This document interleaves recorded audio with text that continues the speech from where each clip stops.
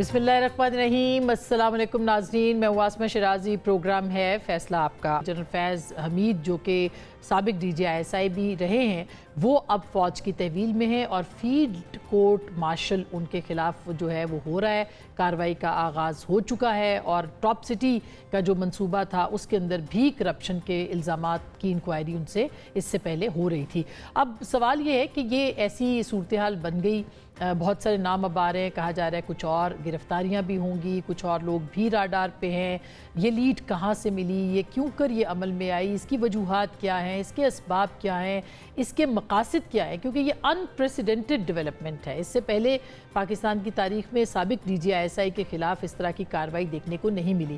اس معاملے کے اوپر ہم نے آج بات کرنی ہے کہ اس کے نتائج کیا نکل سکتے ہیں اور کیا یہ منطقی نتیجے تک پہنچ سکتی ہے اور کون کون پکڑا جا سکتا ہے۔ اس معاملے کے اوپر بات کریں گے اور اس کے ساتھ ساتھ جسٹس منصور علی شاہ صاحب نے بات کی تھی کہ انتظامیہ کو عمل درآمد کرنا ہے عدلیہ کے فیصلوں کے اوپر، ان کے اس واضح پیغام کے پیچھے کیا ہے؟ کیا حکومت کوئی قانون سازی کرنے جا رہی ہے جس کے مطابق جو مدت ہے عمر کی اس میں اضافہ کیا جا سکے، یعنی کہ توسیع مل سکے، اور چیف جسٹس صاحب کے سے متعلق جو خبریں گردش میں اس کے حوالے سے بھی، اور کیا وہ جو 3 سینئر موسٹ ججز ہیں ان میں سے بھی کوئی ایک جج جو ہے وہ چیف جسٹس بنایا جا سکتا ہے، کیونکہ نوٹیفیکیشن ابھی تک سامنے نہیں آیا، تو اس کے اوپر کیا قانون سازی ہو سکتی ہے؟ اس پہ ہم رانا ثناء اللہ خان صاحب سے بات کرتے ہیں جو پروگرام کے پہلے حصے میں ہمارے ساتھ موجود ہے، اور پروگرام کے اگلے حصے میں ہمارے ساتھ جو ہے وہ شاہد خاقان عباسی صاحب ہوں گے جن سے ہم نے بہت اہم موضوعات پہ بات کرنی ہے۔ ہمارے ساتھ اس وقت رانا صاحب ہیں، ان کے ساتھ ہم اپنی گفتگو کا آغاز کرتے ہیں۔ السلام علیکم رانا صاحب۔ رانا صاحب، سوال یہ ہے کہ جو جنرل فیض سے اب کہا جا رہا ہے کہ احتساب کے عمل کا آغاز ہو چکا ہے، جو کہ انپریسیڈنٹڈ ہے اور یہ ماننا بھی چاہیے، لیکن آپ کو کیا لگتا ہے کہ اس معاملے کے اوپر ہم بہت ساری باتیں کرتے ہیں، عمران خان صاحب کا بھی نام آتا ہے، کیا وجہ تھی کہ یہ گرفتاری ناگزیر ہوئی، کیسے عمل میں آئی، کیوں کر عمل میں آئی، کیا کہیں گے آپ؟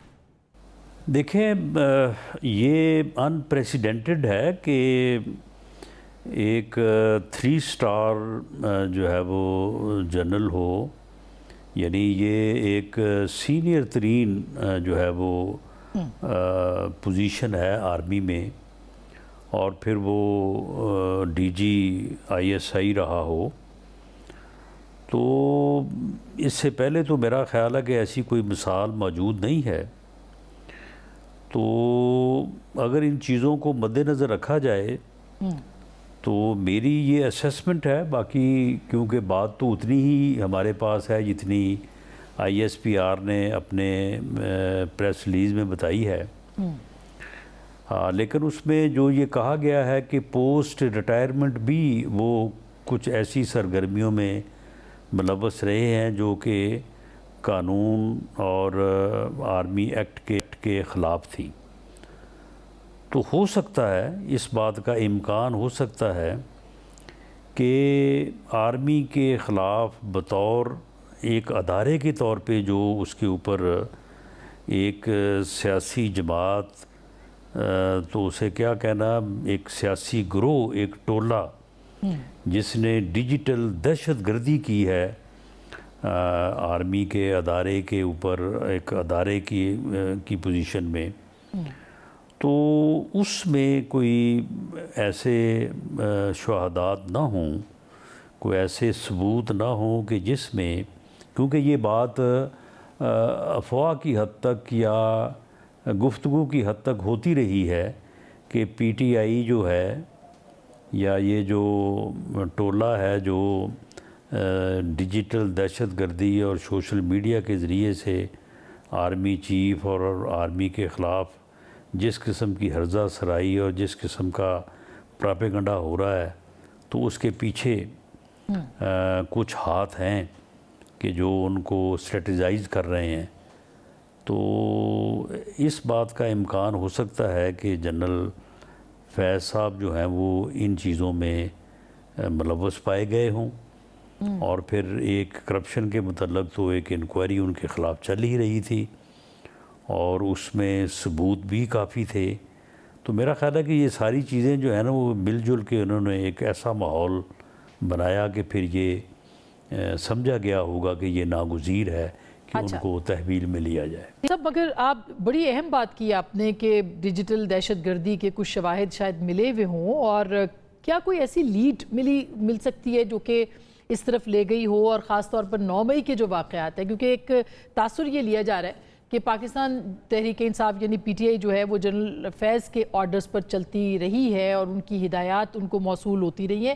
آپ کے ذرائع کی، کیونکہ آپ لمبا عرصہ رہے ہیں وزارت داخلہ کے اندر بھی، آپ کے ذرائع کی انفارمیشن کیا ہے اور آپ کی آبزرویشن کیا ہے اس معاملے کے اوپر؟ دیکھیں، جب انہوں نے 26 نومبر کا جو ہے وہ انسانوں کا سمندر راولپنڈی لانے کا دعویٰ کیا تھا اور اس سے پہلے ایک لانگ مارچ کیا تھا، تو اس وقت بعض باخبر حلقے یہ بات کہتے تھے کہ یہ سارا لانگ مارچ اور یہ دھرنا اور یہ راولپنڈی کا اجتماع جو ہے، یہ اس کا مقصد آرمی کے سربراہ کے تقرر کے اوپر اثر انداز ہونے کی وجہ سے کیا جا رہا ہے، اور اس میں کیونکہ فیض صاحب بھی ایک کینڈیڈیٹ تھے، تو پھر یہ بھی بات ہو رہی تھی کہ شاید یہ سارا پریشر جو ہے ان کے لیے جو ہے یہ پیدا کیا جا رہا ہے۔ اور اس بارے میں بانی پی ٹی آئی نے بھی جو بیانات دیے، تو ان سے بھی اس بات کی جو ہے وہ انڈائریکٹلی جو ہے وہ تصدیق ہوتی تھی۔ تو یہ بات تو اس وقت ہوتی رہی ہے، لیکن اس کے اوپر کسی نے انکوائری نہیں کی، نہ جو ہے وہ ہم نے اس بارے میں کوئی جو ہے وہ اس کو انالائز کیا۔ لیکن یہ بات اس وقت نومبر 2022 میں یہ بات فضا میں موجود تھی، اور اس کے بعد بھی پھر یہ اس قسم کی باتیں جو ہے وہ ہوتی رہی ہیں۔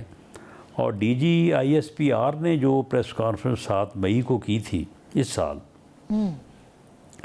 تو اس میں انہوں نے اس سارے عمل کو جو پی ٹی آئی اور اس کے ساتھ اس کا جو ایک گالی بریگیڈ اور جو یہ سوشل میڈیا اور ڈیجیٹل دہشت گردی پہ جو ہے وہ مامور لوگ ہیں، تو انہوں نے اس کو جو ہے وہ ڈیجیٹل دہشت گردی سے جو ہے وہ منسوب کیا تھا، اور ساتھ ان کا یہ بھی کہنا تھا کہ فوج پر ایک فوج کے ادارے پہ جو ہے وہ اس کو حملے کے مترادف جو ہے وہ کہہ رہے تھے۔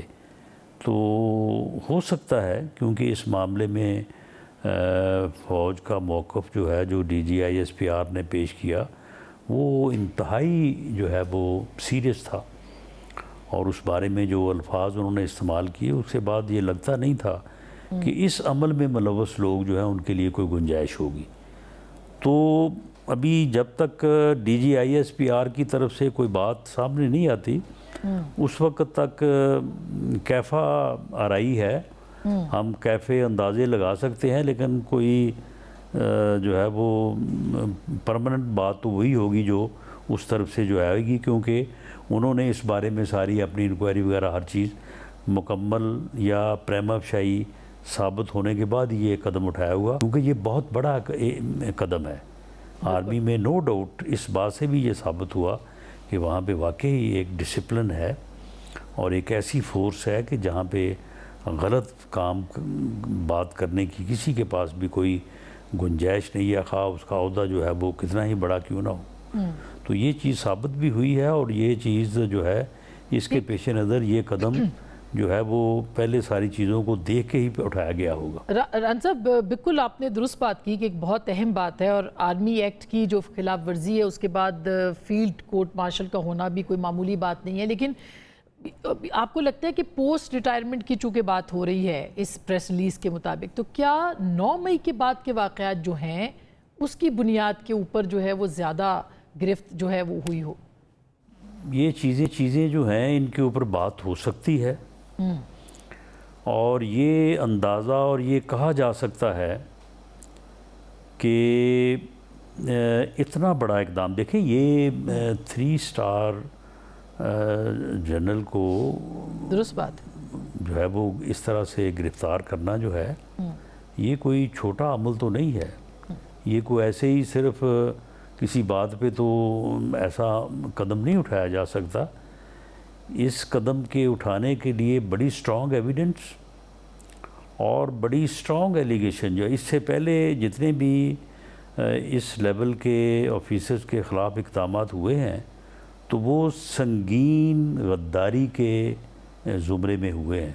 اس سے کم جو ہے وہ جرم میں اس لیول کے لوگوں کو چارج شیٹ نہیں کیا گیا. اگر کسی کے اوپر کوئی الزام لگا بھی تو اسے جو ہے وہ خاموشی سے گھر جانے کی یا ادارے سے علیحدہ ہونے کی اجازت دی گئی, یا اس کے جو بیک بینیفٹس تھے آفٹر سروس ان میں جو ہے وہ کمی کر کے جو ہے وہ سزا کو مؤثر کیا گیا.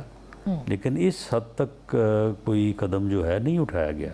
تو جب یہ اٹھایا گیا ہے تو الزام جو بھی سامنے آئے گا اس کی نوعیت جو ہے وہ بالکل سنگین ہوگی.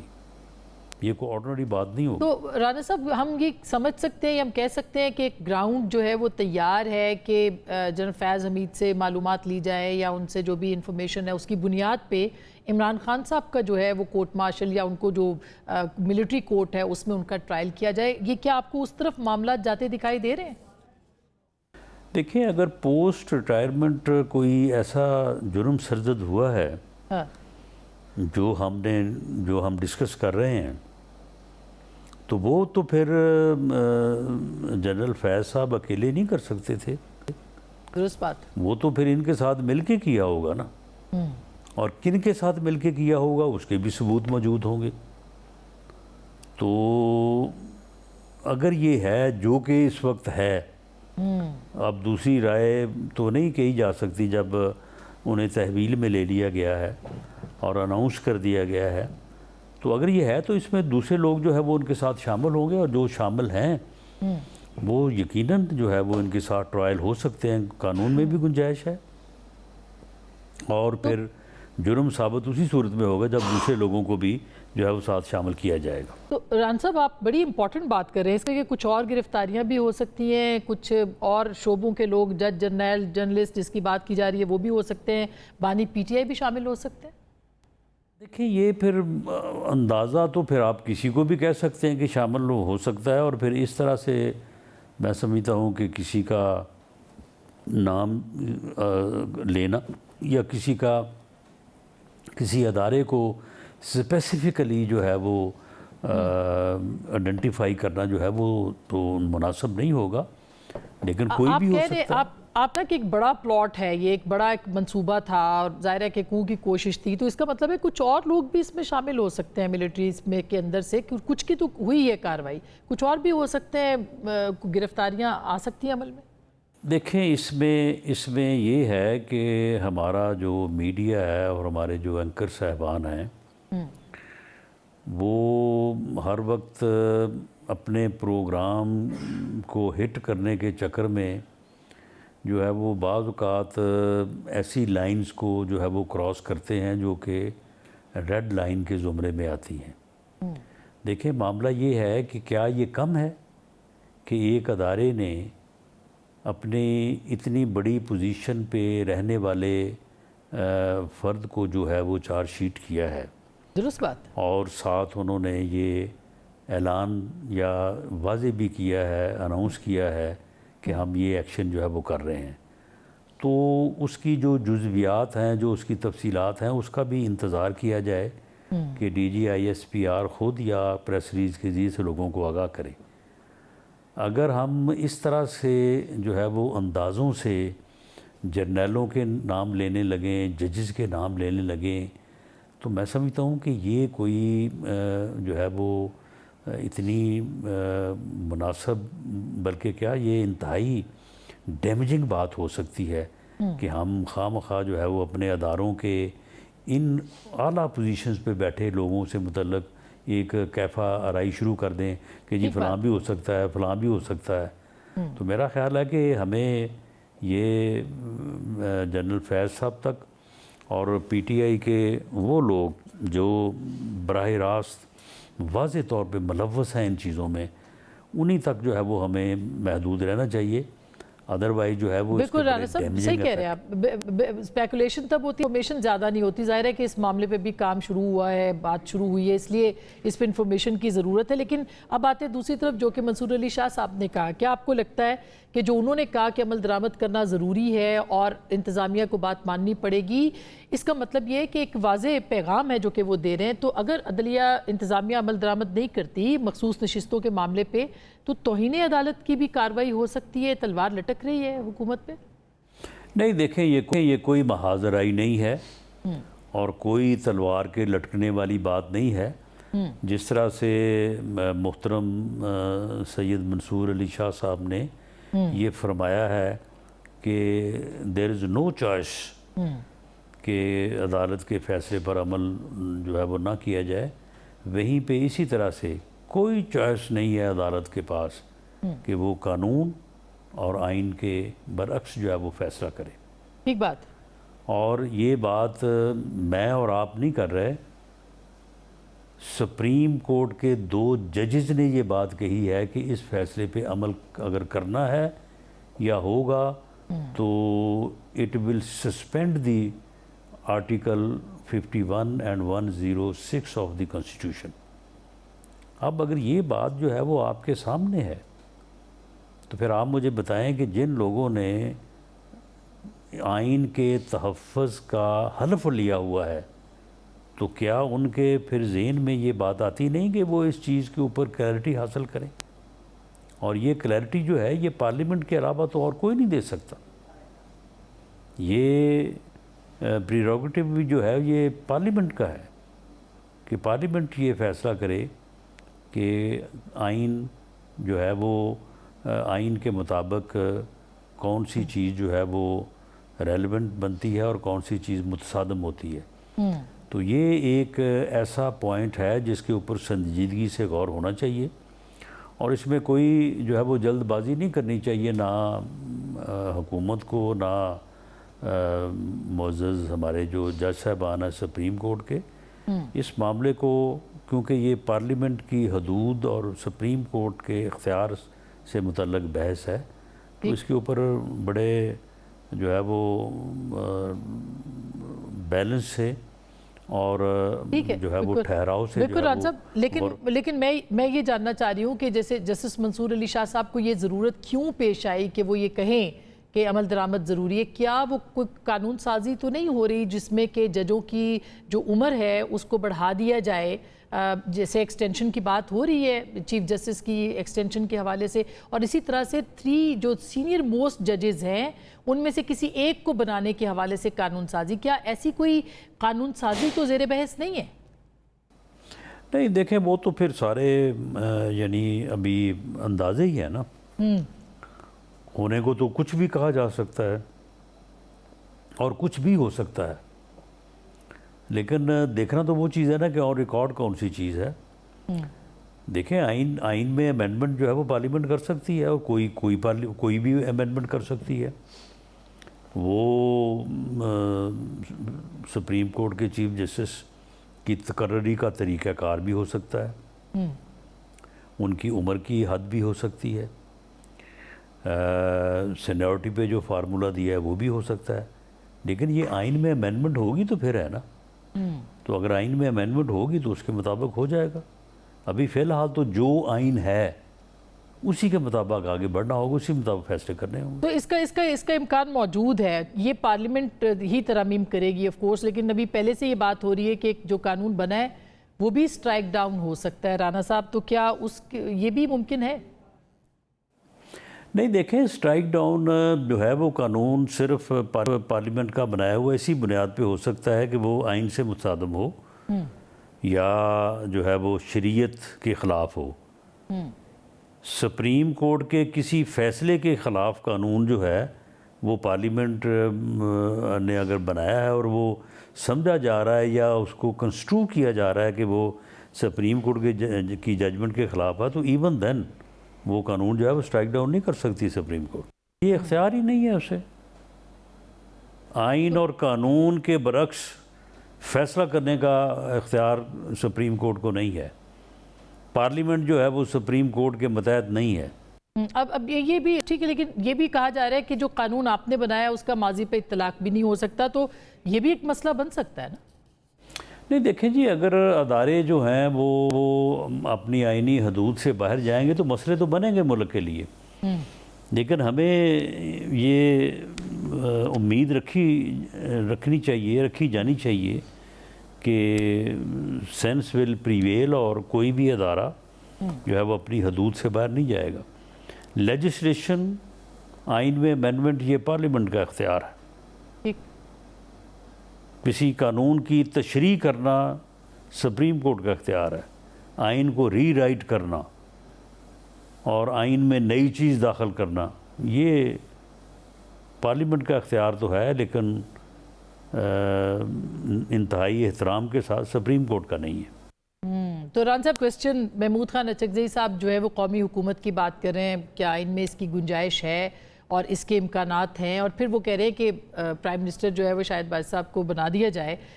एक तो इसका जवाब दीजिएगा, और दूसरा क्या इस बात का इम्कान है कि इमरान खान साहब से कोई बातचीत, मुज़ाकरात का रास्ता निकले? देखें जी, कौमी हुकूमत की तो कोई गुंजाइश नहीं है। पार्लियामेंट मौजूद है, कौमी असम्बली मौजूद है, जिसके पास अक्सरियत है वो अपनी गवर्नमेंट बनाएगा। अगर तमाम जमातें बैठ के किसी कंसेंसस पे पहुंच जाती हैं तो वो कोलिशन गवर्नमेंट बना सकती हैं। इस वक्त भी कोलिशन गवर्नमेंट है। बाकी रही बात कि इमरान खान साहब से बात की गुंजाइश, देखें हम तो ऑन रिकॉर्ड हैं। हम तो उस वक्त जब वो हुकूमत में थे, हमारे साथ धांधली भी हुई थी, इलेक्शन भी चुराया गया था, हमारे खिलाफ मुकदमात भी बने थे, हम तो उस वक्त ही बैठने को तैयार थे, बात करने को तैयार थे। हम आज भी तैयार हैं as political party, as politician.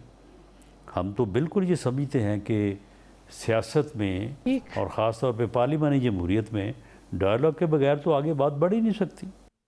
बहुत शुक्रिया, thank you so much Rana Sanaullah Khan साहब बातचीत के लिए। हुकूमत आज भी तैयार है, आइनी तरमीम हो सकती हैं, अदलिया से मुतालिक ये बहुत बड़ी खबर है जो कि राना सनाउल्लाह खान साहब ने दी है, इसका इम्कान मौजूद है। ब्रेक लेंगे, ब्रेक के बाद महमूद खान अचकज़ई साहब कौमी हुकूमत की बात कर रहे हैं और उसके लिए वो कह रहे हैं कि शाहिद खाकान अब्बासी साहब को वज़ीर आज़म बनाया जा सकता है। क्या वाकई ऐसा हो सकता है? ब्रेक के बाद शाहिद खाकान अब्बासी साहब से बात करेंगे, साबिक वज़ीर आज़म से। आप हमारे साथ रहिए।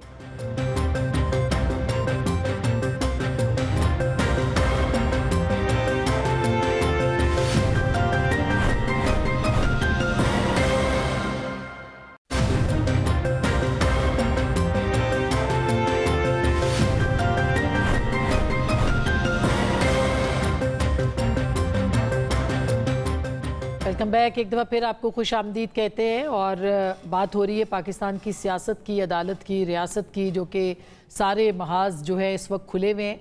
तो शाहिद खाकान अब्बासी साहब, साबिक वज़ीर आज़म पाकिस्तान और अवाम पाकिस्तान पार्टी के कन्वीनर, हमारे साथ इस वक्त मौजूद है। अस्सलाम वालेकुम शाहिद साहब। सर, ये एक तो कितनी बड़ी डेवलपमेंट है जनरल फैज़ की, गिरफ्तारी कहें, तहवील कहें, और फिर फील्ड कोर्ट मार्शल जो है उसका आगाज़ होना। देखिए, हम हर चीज़ में ज़्यादा रीड करते हैं। ये फ़ौज का अंदरूनी मसला है, इसको वहीं तक रहने दें तो बेहतर है। ये फ़ौज का अपना एक तरीका है, वो सर्विंग रिटायर्ड ऑफिसर्स के ख़िलाफ़ कोई बात हो, इन्वेस्टिगेट करते हैं, फिर उनका कोर्ट मार्शल का प्रोसेस है जो कि ट्रायल होती है। और उनका ट्रायल जो है वो, जहाँ तक मेरी नॉलेज है, वो और नैब की ट्रायल एक ही जैसी होती है कि आप पे इल्ज़ाम लगता है, आपको सफाई अपनी मुहैया करनी होती है। और जनरली प्रोसीडिंग्स बहुत तेज़ी से होती हैं। ये हफ्ता 2 हफ्ते की बात होती है, लंबी नहीं होती। बहरहाल क्या उन्होंने किया है, नहीं किया, कुछ स्टेटमेंट्स तो आई हैं, लेकिन ये अब जब बात, क्या वो ट्रायल पब्लिक होगा नहीं होगा, ये भी चॉइस होती है।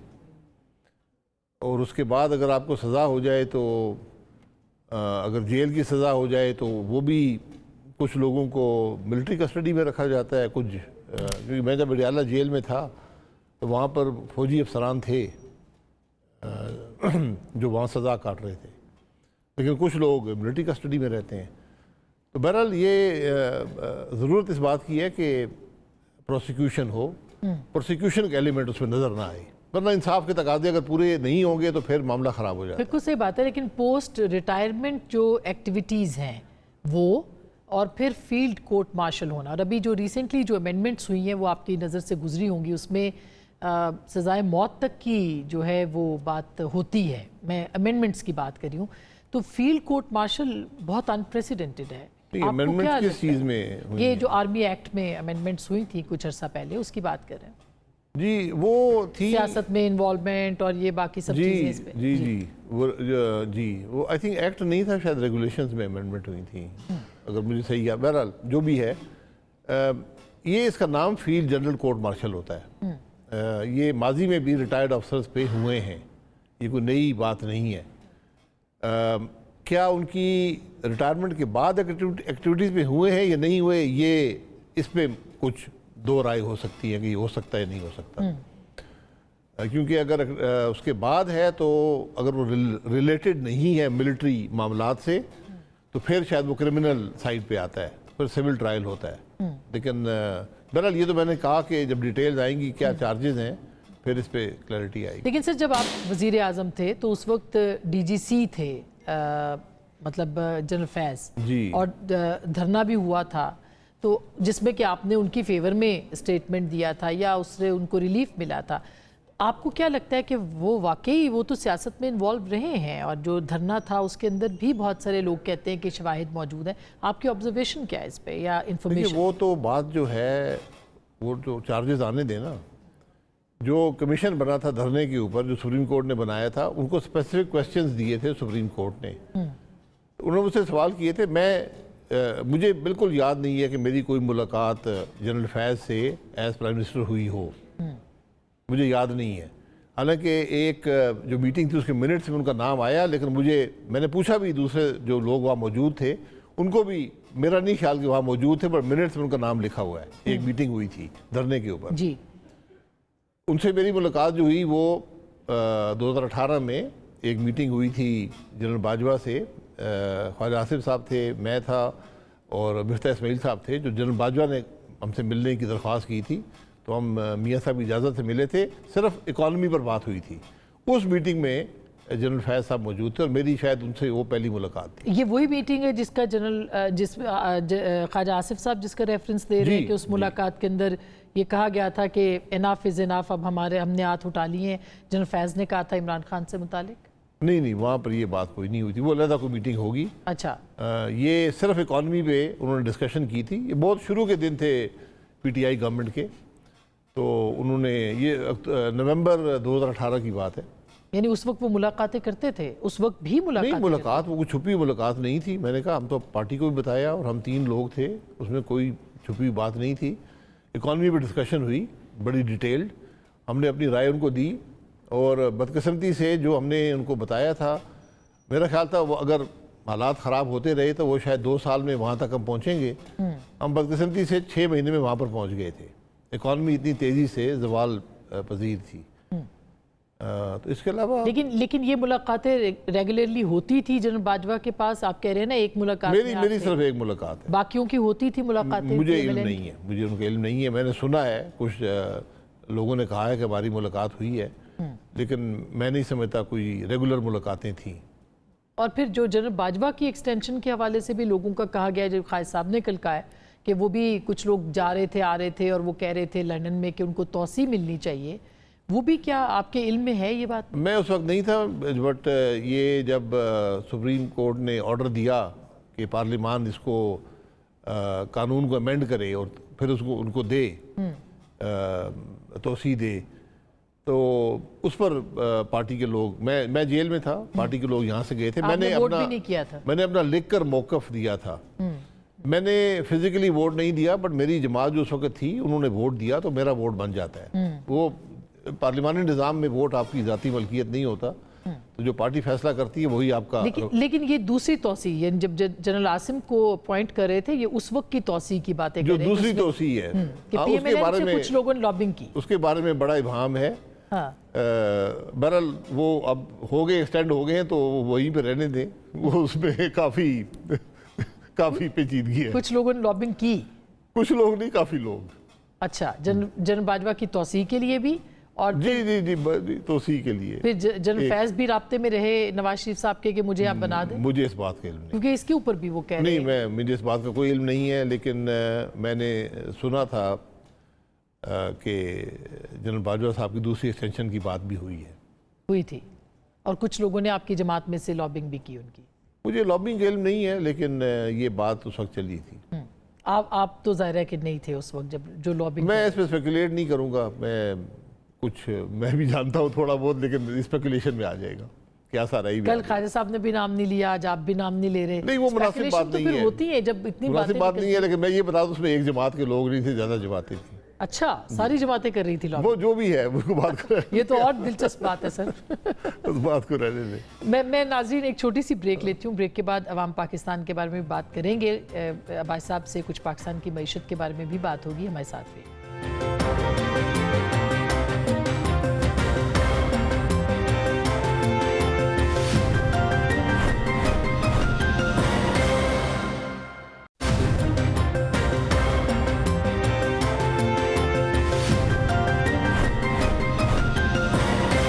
Welcome back. ایک دفعہ پھر آپ کو خوش آمدید کہتے ہیں. بہت سے سوالات ہیں، بہت دنوں کے بعد عباسی صاحب سے بات ہو رہی ہے، لیکن وقت بہت کم ہے. سر قومی حکومت کی تشکیل کے حوالے سے اچکزئی صاحب نے ایک تجویز پیش کی ہے، وہ مستقل کہہ رہے ہیں، اس میں آپ کا نام لے رہے ہیں بطور وزیر اعظم. ایسے کوئی امکانات ہیں یا آپ سے بھی کوئی انہوں نے بات کی ہے اچکزئی صاحب؟ نہیں، میں اچکزئی صاحب کو مشکور ہوں، میرے دوست بھی ہیں، بڑے بھائی بھی ہیں. ایسی کوئی بات نہ میری ہوئی ہے. میں کسی بھی عہدے کا کبھی طلبگار نہیں رہا، اور خاص طور پہ میں کسی غیر آئینی عمل کا حصہ زندگی میں نہیں بنا، نہ بننا چاہتا ہوں. تو بہرحال یہ ضرورت آج ملک کی یہ ہے کہ میں نے پہلے بھی ہزاروں دفعہ کہا ہے کہ یہ سارے سٹیک ہولڈرز بیٹھیں، 6-7 لوگ ہیں، اور آگے کے راستے کا تعین کریں، اور پھر اس کو امپلیمنٹیشن کے لیے کوئی راستہ ڈھونڈیں.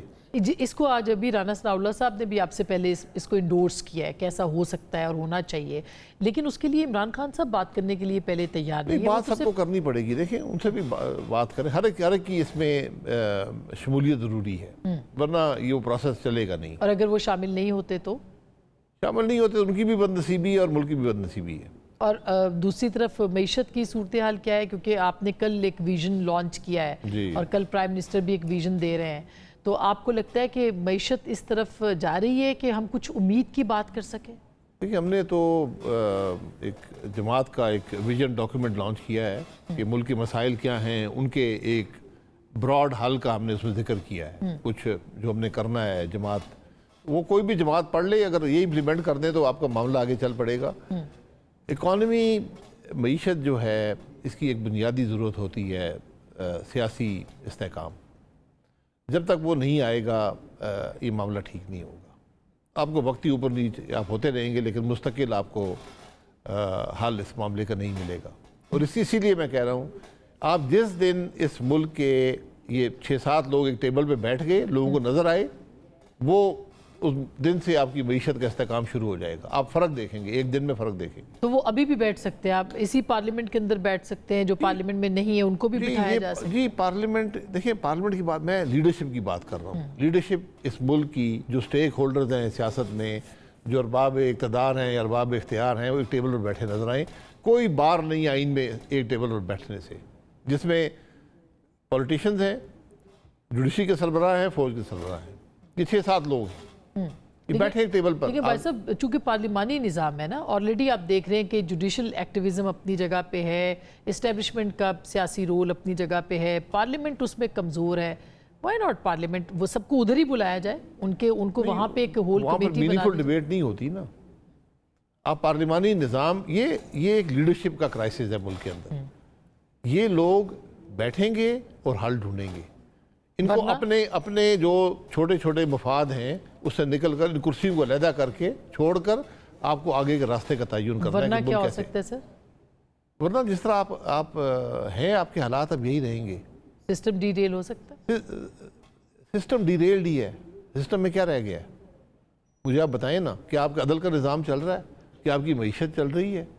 کیا آپ ایک دنیا میں ایک باوقار ملک سمجھے جاتے ہیں؟ یہ بڑے گہرے سوال ہیں.